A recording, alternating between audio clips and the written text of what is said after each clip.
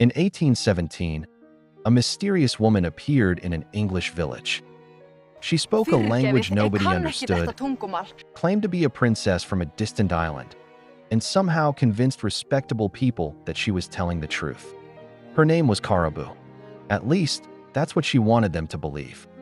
On April 3rd, 1817, a cobbler in Almondsbury, near Bristol, encountered a strangely dressed young woman who appeared lost and unable to speak English.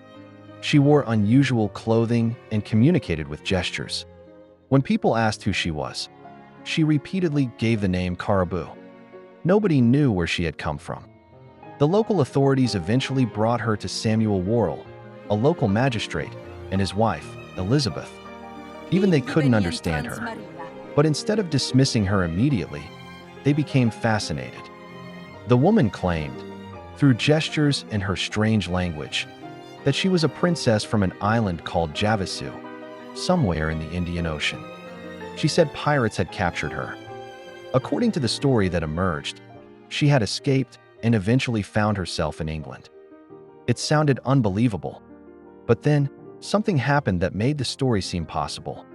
A Portuguese sailor named Manuel Inesso claimed that he could understand her language. He told the Worrells that she really was a foreign princess. Suddenly, the mystery had an explanation. Caraboo was no longer being treated as a confused stranger. She was being treated as royalty.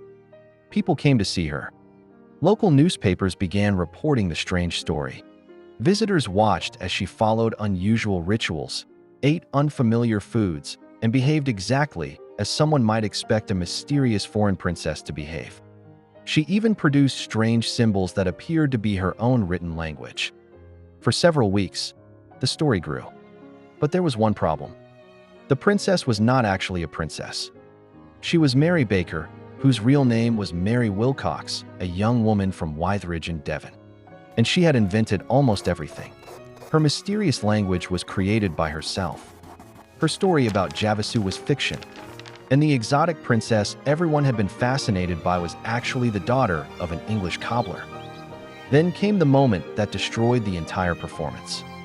A woman named Mrs. Neal, who ran a boarding house in Bristol, saw the newspaper reports about Princess Caraboo. She recognized her. She had seen the woman before. The mysterious princess was Mary Baker, someone she already knew. The deception was exposed. The people who had believed her were embarrassed. The newspapers had a field day. But remarkably, the story wasn't quite over. Instead of simply disappearing into obscurity, Mary Baker traveled to America, where she briefly continued appearing publicly as Princess Caraboo. She eventually returned to England. Later in life, she married, had a daughter, and worked selling leeches to the Bristol Infirmary. She died in 1864. The princess was never real, but Mary Baker certainly was. And perhaps the most fascinating part of her story isn't that she fooled people. It's that, for a few extraordinary weeks in 1817, an ordinary English woman created an entirely new identity and convinced an entire community to believe in it. Click the next video to discover why China buried 8,000 life-size soldiers underground.